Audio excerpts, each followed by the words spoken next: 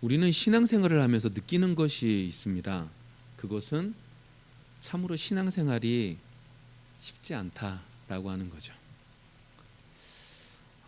정말로 예수님을 나의 주인으로 삼았어요. 그리고 하나님께서 기뻐하시는 모습으로 살기를 원해요. 그 사모함이 있어요.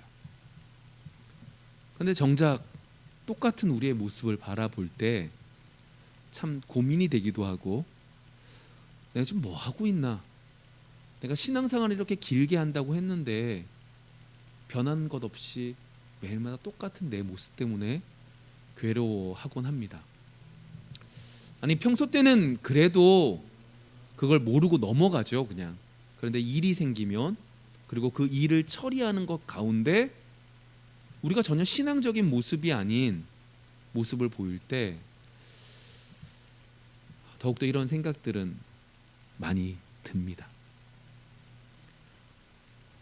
무엇이 문제일까요? 우리의 노력이 부족한 걸까요? 아니면 우리가 잘못 알아서 잘못 나가는 건가요? 그것도 아니면 원래 이렇게 신앙생활인 것은 더디고 오래 걸리는 것일까요? 그런 면에서 오늘 우리는 데살로니가 성도들을 통하여, 그 교회를 통하여 우리 속에 있는 믿음을 좀 살펴보기를 원합니다.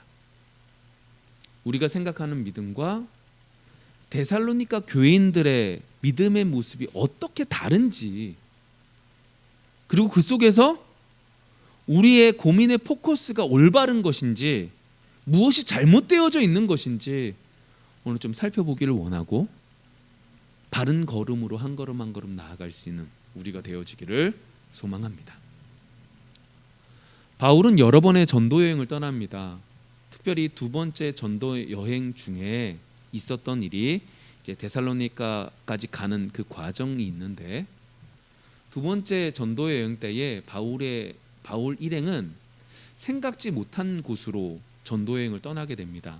그곳이 어디냐면 유럽입니다. 마케도냐, 그리스, 그 지역으로 복음을 전하게 되죠.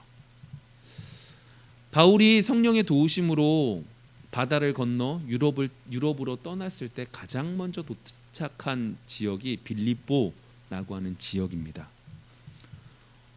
그 빌립보에서 복음을 전하기 시작하죠. 그런데 전하기가 좀 쉽지 않았습니다. 왜냐하면 그곳에는 유대인들이 모여서 말씀을 나누는 회당이라고 하는 곳조차 없었던 곳이기 때문이죠. 힘들게 복음을 전하고 있는데 설상가상으로 귀신 들린 여인이, 귀신 들린 소녀가 바울 일행들을 힘들게 하고 그 가운데 하나님의 능력으로 귀신을 쫓아줬는데, 그 귀신 들린 여인으로 돈을 벌었던 그 여인의 주인들이 바울 일행을 고발하게 됩니다. 그 고발한 이유 때문에 결국 바울은 매도 맞고 감옥에 들어가지만, 그것이 그 가운데 하나님의 도우심으로 빌립보 교회가 시작되는 시작점이 됩니다. 처음에 아무것도 없었던 그곳에서 복음의 능력으로, 하나님의 도우심으로 교회가 세워지게 되죠. 감옥 속에서 자신을 돌보았던, 자신을 힘들게 했던 간수와 그의 가족이, 그리고 자주당사 루디아가 그 교회의 주축이 되어 빌립보 교회가 형성되게 됩니다. 그런데 안타깝게도 그 여러 소동 가운데 바울이 로마인이라는 사실을 알게 되어 바울을 다른 동네로 추방하게 됩니다.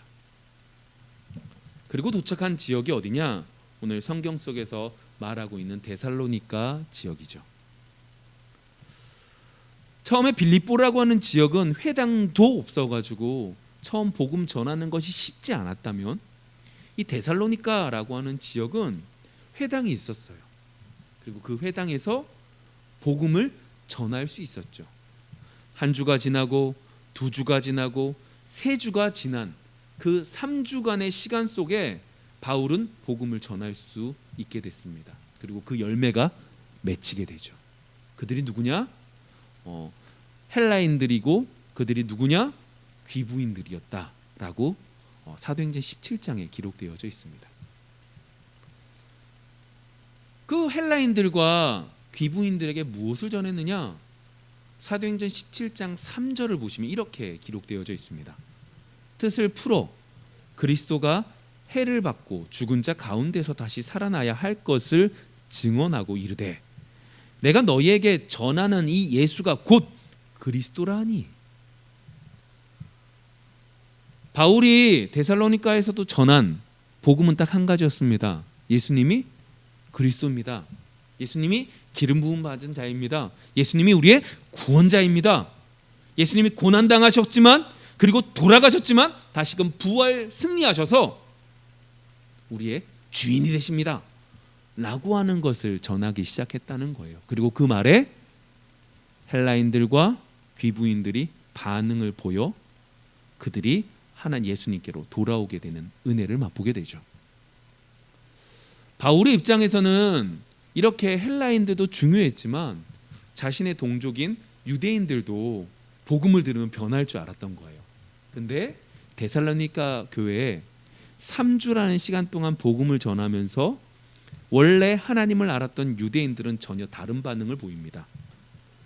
사도행전 17장에 보시면 폭동을 일으키기도 하고 그리고 바울을 잡으려고 바울이 거하고 있었던 야손 집에 가서 바울은 못 찾으니까 야손을 데리고 가고 바울은 그 어려운 상황 속에 도망을 치는 과정들이 나타나게 됩니다. 유대인들이 고발한 내용이 뭔지 아십니까? 유대인들에게 유일한 왕은 하나님밖에 안 계시는데 그들이 고발할 때 이렇게 말합니다. 우리의 왕은 가이사뿐입니다. 그런데 이 바울이라는 사람이 와서 우리의 왕이신 가이사를 제외하고 다른 예수라고 하는 사람이 왕이라고 말을 합니다. 이건 잘못된 겁니다. 반역입니다 라고 말하면서 고발을 했다는 거예요. 참 재밌죠? 예수님이 당하셨던 그 고난과 똑같이 바울 일행들이 당하고 예수님을 믿는 사람들이 동일하게 당하고 있는 사실이 사도행전 17장에 기록되어져 있고 거기서부터 오늘 말씀이 시작되어져 갑니다. 데살로니가 교회 한 주, 두 주, 석주 동안만 복음을 들었습니다. 쉽사리 이 정도 되면 교회는 만들어질 수가 없습니다. 흩어지는 게 맞죠.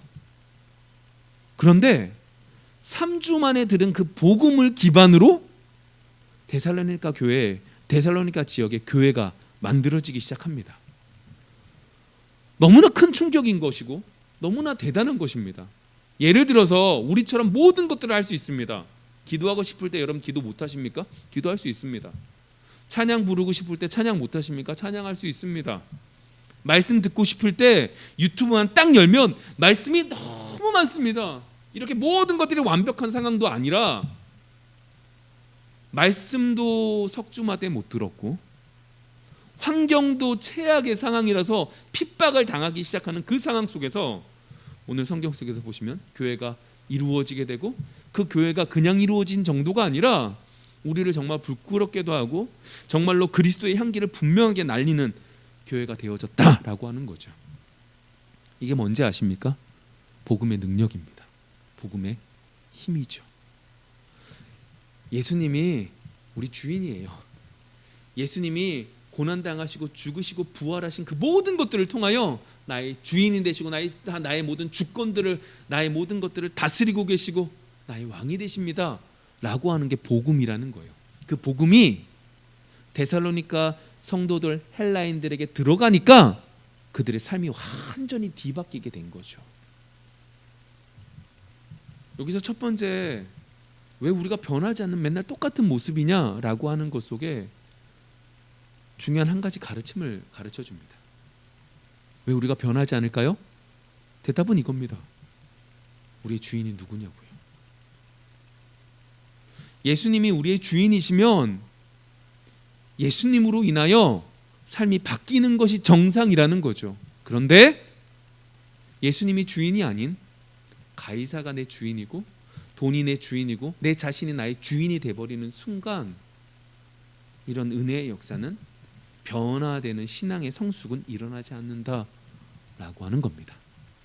그런데 오늘은 그것에 대한 이야기를 하고 싶은 게 아닙니다. 분명히 우리가 뒤돌아보셔야 됩니다. 결국 이것으로 돌아갑니다. 그런데 오늘 우리가 하고 싶은 얘기는 거기서 한 발자국 더 나아가서 이렇게 우리 속에 우리의 주인이 하나님이 아니라 가이사가 될 경우에 주인이 가이사가 되면서 제대로 된 복음의 말씀을 우리가 모르는 사이에 변질되어서 받아버리면서 우리가 성숙되지 못하게 되는 이유가 되기도 한다라고 하는 거죠. 그러니까 하나님이 우리의 주인이 되시면 말씀을 정확하게 똑바로 볼 수 있는데 하나님이 주인이 아닌 가이사가 내 주인이 돼버리는 순간에 하나님 말씀을 변질되어 바라봐서 정말로 성장되지 못하게 하는 이유가 되기도 한다라고 하는 거죠. 오늘 그러한 것들을 좀 살펴보기를 원합니다. 궁극적으로 내 주인 누군가를 분명히 살펴보셔야 돼요. 근데 그 속에서 우리가 변질되어져 있는 모습을 살펴보기를 원한다는 거예요. 2절부터 4절 말씀 한번 볼까요? 우리가 너희 모두로 말미암아 항상 하나님께 감사하며 기도할 때에 너희를 기억함은 너희의 믿음의 역사와 사랑의 수고와 우리 주 예수 그리스도에 대한 소망의 인내를 우리 하나님 아버지 앞에서 끊임없이 기억함이니 하나님의 사랑하심을 받은 형제들아 너희를 택하심을 아노라. 오늘 이 말씀은 이 얘기예요. 바울이요 데살로니가 성도들 때문에 하나님 앞에 감사하고 있는 거예요. 왜 감사하냐? 바울이 복음을 전했어요. 3주밖에 못 전했거든요. 전했어요. 근데 그 복음을 전한 곳 속에 복음의 열매가 막 주렁주렁 열리는 거예요.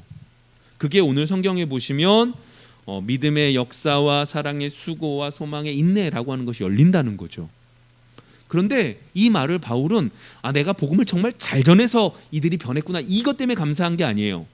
이 모든 역사를 이루신 분이 누구다? 하나님이신 것을 알아서 하나님께 감사합니다 라고 바울이 지금 고백하고 있는 거죠. 이러한 열매들이 나는 게 단순히 이들에게만 좋은 게 아니라 성경을 읽다 보면 이것이 어디까지 가냐?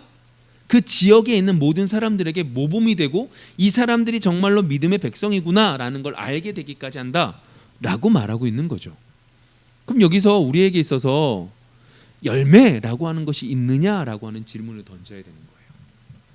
분명히 예수 그리스도를 왕으로 삼고 복음의 능력이 나타나는 사람에게는 믿음의 역사 그리고 사랑의 수고 그리고 소망의 인내라는 것이 있다라고 말하고 있는데 그럼 우리에게는 이런 열매가 있느냐라고 하는 질문을 던지는 거죠. 있으십니까? 3주만 해도 이런 역사가 일어날 수 있다니까요. 3주만 배운 이들에게도 이것들이 기반이 되어서 교회가 세워지고 어려운 핍박 속에서도 승리하게 되는데 몇십 년 동안 교회 생활했고 신앙생활했고 예배 드렸고 말씀도 많이 하는 우리에게 이러한 열매들이 있느냐라고 하는 거죠. 여기서 변질이 일어날 수 있다는 거예요. 우리가 생각하는 믿음의 열매와 믿음의 역사와 그리고 소망의 인내 여러 가지들이가 성경에서 말하고 있는 것이 이것이 똑같느냐 다르냐라고 하는 것 거기서 변질이 일어날 수 있다라고 하는 거죠. 분명히 열매는 맺어야 돼요. 마태복음 7장을 보시면 좋은 나무가 좋은 열매를 맺고요. 나쁜 나무가 나쁜 열매를 맺어요. 좋은 믿음을 가지고 있으면 좋은 열매를 맺는 건 당연한 거다라고 하는 거죠. 단순히 이 말을 하는 이유는 이것을 통해서 잘못된 거짓 선지자가 누군지 뭐로 알 수 있다? 그의 입에서 말하고 있는 말이 아니라 그의 입에서 말하는 말이 아니라 그의 행동을 보면 알 수 있다라고 말하는 거죠. 이단들 속에서 최고 언제나 문제가 일어나는 게 뭐예요? 결국에 돈 문제예요. 결국에 그 교주가 그것들을 횡령하고 있는 그 모습들이 되는 거죠. 왜 그런 거예요? 말이 중요한 게 아니라 그의 열매를 보면 안다라고 하는 거예요. 그럼 다시요. 그러한 것들을 통해서 마태복음 7장에서 그 얘기를 하는 거예요. 야, 좋은 나무는 좋은 열매를 맺어. 그냥 그 사람을 보고 그 사람의 말 때문에 현혹되지 말고 그 사람의 행동의 모습을 보면서 봐. 라고 말하고 있는 거죠. 단순히 거짓 교사에 대한 얘기가 아니에요. 우리의 얘기죠. 우리도 동일하게 잘못된 생각들 버리고 잘못된 말로가 아니라 행동 속에 우리의 모습을 제대로 보라라고 말하고 있는 거죠. 근데 이제 문제는 이 얘기를 하고 싶은 거예요. 이 귀한 하나님의 말씀을 우리의 가치관이 세상의 가치관이 딱 들어와서 내 마음속에 가이사가 자리를 잡고 있다 보니까 세상의 가치관이 딱 들어와서 이것을 어디로 변질시키냐?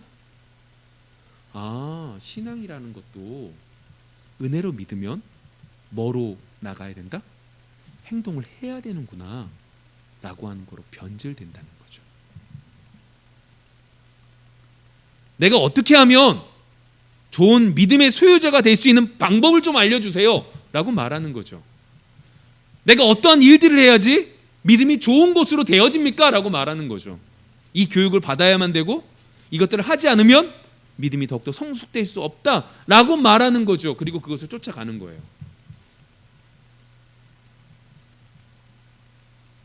여러분 오해하지 말고 들으셔야 됩니다. 믿음에다가 행동이 더해져야지 좋은 신앙을 가는 게 아니라 참된 믿음은 좋은 열매, 행동이 나타나기 시작한다는 거예요.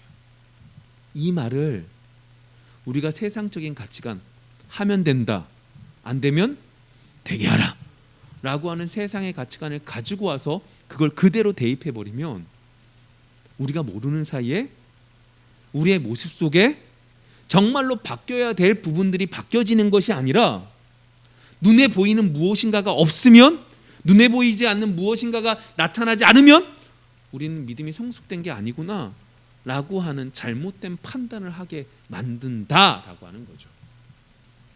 오늘 그 모습 속에서 오늘 말하고 있는 믿음의 역사, 사랑의 수고, 소망의 인내를 살펴보면 우리가 어떻게 좀 변질됐는지 조금 더 살펴볼 수 있게 된다라고 하는 거예요. 먼저 이야기를 하면 이렇게 해보시면 돼요. 마태복음, 요한복음 15장에 보시면 포도나무 비유가 나와요. 그러니까 포도나무 비유. 거기서 핵심은 뭐예요? 여러분들이 가지라고 말하거든요. 가지는 핵심은 뭐가 핵심이죠? 가지가 나무에 붙어있지 않으면 뭐 한 거예요? 죽는 거예요. 핵심은 딱 하나예요. 붙어있냐 붙어있지 않느냐죠. 붙어있으면 살아요. 떨어져 있으면 산 것 같지만 죽어요. 이게 핵심이거든요. 그러면 오늘 사랑의 수고, 그리고 소망, 믿음의 역사, 그리고 소망의 인내라고 하는 이 세 가지의 핵심은 어디에 연결되는 거예요? 주님께 붙어있냐 붙어있지 않느냐와 연결되어지는 거죠. 이것들을 머릿속에 마음에 두고 한 가지 한 가지 볼게요. 처음에 나타나는 게 뭐냐? 믿음의 역사예요. 믿음에는 역사가 나타난대요.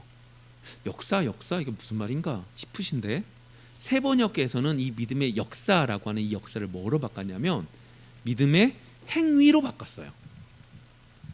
와, 믿음에는 뭐가 따라야 된다는 거예요? 행위가 따라야 된다는 거예요. 여러분 이걸 딱 들으면 우리가 뭐가 딱 생각이 나요? 히브리서 11장 1절에 보시면 이렇게 말하거든요. 믿음은 바라는 것들의 실상에 보지 않는 것들의 증거다. 와, 이 말씀을 딱 받으면 어떻게 되는 거예요? 하나님 믿습니다. 아멘 해가지고 어떻게 해요? 안 됐던 것을 이루는 것이 믿음의 역사, 믿음의 행동으로 보여진다는 거죠. 이전에는 말도 못했지만 믿음의 역사가 딱 나타나면 강하게 막 말할 수 있는 이게 믿음의 행위, 믿음의 역사로 본다라고 하는 거죠. 그 근거를 뭐로 들어요? 믿음은 바라는 것들의 실상에 보지 않는 것들의 증거입니다. 내 지금 눈앞에 이 예배당이 없지만 하나님 제가 믿습니다 라고 말을 하면서 가득 차기를 소망하는 그러한 모습인 거죠. 여러분 히브리서 11장 말씀을 좀 잘 보시면 그 아랫부분에 누구에 대한 얘기가 나오냐? 아벨도 나오고 에녹도 나오고 노아도 나오고 아브라함이 나와요. 근데 이 네 사람들의 특별히 아브라함에 대한 얘기는 우리가 알잖아요. 아브라함에 대한 이야기를 하면서 뭐에 대한 얘기를 해요? 그가 어떻게 살았대요? 이 땅을 나그네로 살았대요. 그럼 여러분, 왜 아브라함이 이 땅을 나그네로 살았을까요? 예수 그리스도를 소망했기 때문에. 에녹도 그렇고 아벨도 그렇고 노아도 그렇고 아브라함도 그렇고 이 사람들이 다 어떻게 해요? 이 땅을 나그네처럼 살았습니다 라고 말하고 있는 거죠. 믿음의 행위라고 하는 게 우리가 생각할 땐 업적을 이루는 것이 믿음의 행위처럼 보였어요. 아멘에서 없는 걸 만들어내는 걸 믿음의 행위처럼 여겨졌는데, 그리고 그 말씀을 할 때 가장 근거로 말하고 있는 히브리서 말씀을 가지고 내가 보이지 않지만 믿습니다 아멘 하는 것으로 받았는데 전혀 다른 얘기를 하고 있는 거네요.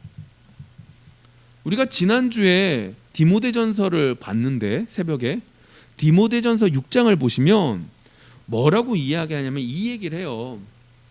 자족하래요. 뭐에 있어서 자족하래요? 세상 사람들이 좋아하는 것에 있어서 자족하래요. 이 얘기예요. 세상 사람들이 좋아하는 것들을 뭐하고요?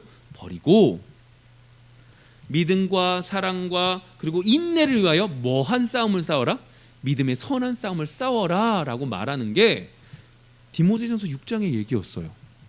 다시 말하면 이 얘기죠.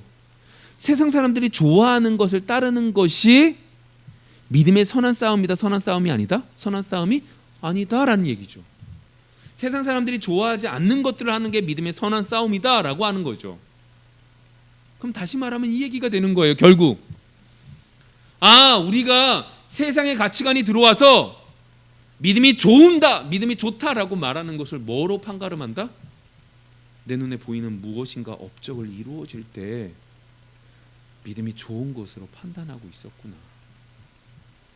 이 기준을 가지고 내 삶을 뒤돌아보니 항상 우리가 어때요? 그 자리에 똑같이 있거든요. 여러분들의 삶이 1년 전이나 지금이나 비슷하지 않으세요? 예전에는 라면 먹고 살았는데 이제는 막 소고기만 먹고 사세요? 극단적으로 표현하면 이런 얘기가 아니라는 거죠. 그럼 우리 속에 생각을 고치셔야 된다는 거예요. 우리에게 있어서 정말로 중요한 건 내가 무엇인가를 이루어온 내 업적에 관심을 갖는 게 아니라 내가 정말로 예수 그리스도를 나의 주인으로 삼아 저 천국을 소망하는 그러한 은혜가 내 속에 있는지를 뒤돌아보셔야 된다고요. 내 주인이 하나님이냐 가이사냐 항상 뒤돌아보시면서 내가 내 업적이 많아서 기쁘고 내 업적이 없어서 슬픈 것이 아니라 내가 저 예수님을 얼마나 의지하고 저 천국을 얼마나 소망하느냐라고 하는 부분 속에서 우리의 모습을 뒤돌아보셔야 된다고요. 두 번째 볼까요? 사랑의 수고예요. 사랑 얘기하면 정말 많이 말하는 게 우리 기독교잖아요. 그렇죠? 정말로 사랑을 많이 말해요. 그런데 우리 적나라하게 한번 생각해 보면 우리가 진짜 사랑한다라고 말하지만 그 사랑의 모습이 어떻게 해요? 주님을 사랑하기보다는 내 자신을 사랑하는 거예요. 그래서 우리에게 뭐가 없어요? 수고가 없어요. 아까 전에 바울의 일행들이 데살로니가에 있을 때에 그 집을 빌려줬던 야손이 잡혀가잖아요. 야손은요 사랑의 수고가 있었던 사람이에요. 바울 어디 있어요 말하고 바울을 내준 게 아니라 자기가 잡혀간 거예요. 잡혀가서 뭐가 되는 거예요? 황제가 예수입니다라고 말한 것 때문에 죽을 수도 있고 괴로움도 당할 수 있고 그 사회 공동체에서 쫓겨날 수 있음에도 불구하고 그는 어떻게 해요? 그래 간 거예요. 바울 팔지 않았어요. 바울이 피할 수 있는 길을 열어줬죠. 그게 사랑의 수고거든요. 여러분 이 모습 속에 우리가 정말로 뒤돌아보셔야 될 게 이거예요. 얼마나 많은 일들을 하셨습니까? 얼마나 많은 일들을 통해서 얼마나 많은 업적들을 남겼습니까?가 아니라 얼마나 많은 사랑의 수고를 하셨습니까? 더 정확하게 말할까요? 나 자신을 위해서 나를 위해서 한 게 아니라 우리 공동체를 위해서 그것들이, 상대방을 위해서 그것들이 나타나셨습니까? 라고 하는 거죠. 여러분 잘 보세요. 우리가 얼마나 신앙적으로 영적으로 성숙됐는가를 뒤돌아볼 때 우리의 포커스는 어디에만 맞춰져 있어요? 내 자신이요. 물론 내 자신이 성숙되어야 되죠. 그런데요, 우리의 지극하게 정말로 나쁜 것이 하나님이 나만을 사랑해야 되는 것이고, 나 하나님의 사랑을 나만 받는 것이라고 생각해서 나만 바뀌기를 원해요. 그런데 예수님을 왕으로 삼는 사람은 나뿐 아니라 우리 신앙의 공동체나 우리 주변에 있는 사람들을 위해 뭐 하는 거예요? 사랑의 수고를 하는 거예요. 여러분 고린도전서 13장을 보세요. 고린도전서 13장을 보시면 사랑장이란 말이에요. 사랑은 어때요? 오래 참아요. 사랑은 실망하지 않아요. 사랑은 포기하지 않아요. 근데 그 모든 것들이 다 뭐예요? 수고예요. 내가 저 몹쓸 인간을 위해서 목은 더 포기하고 있는 거죠. 그게 뭐예요? 사랑이라는 거죠. 근데 그게 아무하게나 나타나요? 여러분 사랑한다고 하면 사랑되어집니까? 여러분 품어야지 하면 품어집니까? 안 품어져요. 그럼 잘 보시면 이 모든 것들은 예수 그리스도께서 은혜를 내려주셔야지만, 성령의 역사하심이 있어야지만 되어지는 거죠. 근데 우리는 이 모든 것들을 판가름하고 우리의 신앙의 모습들을 뒤돌아볼 때 어떻게 보냐? 내가 얼마나 하나님의 은혜를 누려서 내가 얼마나 많은 은사를 얻었고 얼마나 많은 부귀 영화를 얻었느냐에 포커스가 있는 것이지, 얼마나 내가 사랑의 수고를 해서 내 주변 속에서 그들이 하나님께 나아가게 되었고 내 주변이 나로 인하여 이 모든 것들이 변화되어져 있는지는 살펴보지 않는다고요.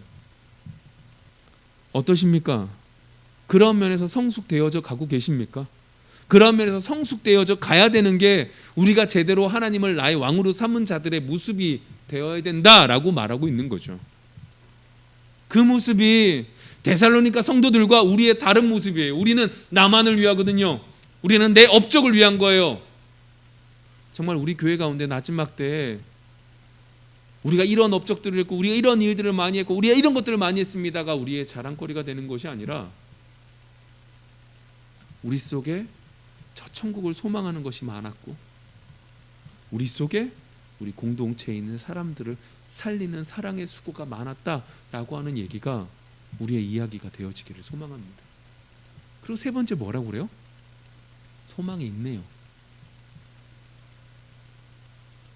근데 그나마 오늘 세 번째 소망이 있네는 누구에 대한? 예수 그리스도에 대한 소망이 있네요. 그러니까 여러분들이 원하는 소망을 이루는 게 아니에요. 여러분들이 가지고 있는 비전이라고 하는 그 목표를 이루기 위한 소망의 인내가 아니라 예수님께서 어떻게 해요?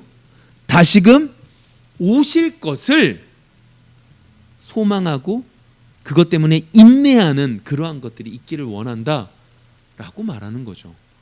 로마서 8장 24절과 25절 이렇게 되어져 있습니다. 우리가 소망으로 구원을 얻었음에 보이는 소망이 아니니 보는 것을 누가 바라리요? 만일 우리가 보지 못하는 것을 바라면 참음으로 기다릴지니라. 예수 그리스도의 소망이 여러분들에게 있기를 소망합니다. 이러한 것들이 결국 결론적으로 이 데살로니가 교회에 있어서 바울이 감사하고 그들이 이 모습을 통하여 정말로 하나님을 믿는 사람들이구나라는 결정을 내릴 수 있었던 것이 10절에 정확하게 나와요. 이렇게 말합니다. 또 죽은 자들 가운데서 다시 살리신 그의 아들이 하늘로부터 강림하실 것을 너희가 어떻게 기다리는지를 말하니 이는 장래의 노하심에서 우리를 건지시는 예수시니라. 이게 이제 무슨 얘기냐면 이 얘기예요. 이 믿음의 소망, 이 여러 가지 세 가지들의 열매들이 있는 이들이 결국 좀 전에 얘기했던 것이 딱 한 가지로 귀결됐잖아요. 예수 그리스도. 예수님을 왕으로 삼고 예수님이 오실 것을 기대하는 그 모습을 보니까 이들이 진짜 하나님의 백성이구나라는 걸 알게 됐다는 거죠. 그리고 그것을 통하여 다시금 분명히 예수님이 다시 오실 것을 믿으니까 그렇게 믿고 나가자라고 하는 얘기를 하고 있는 거예요.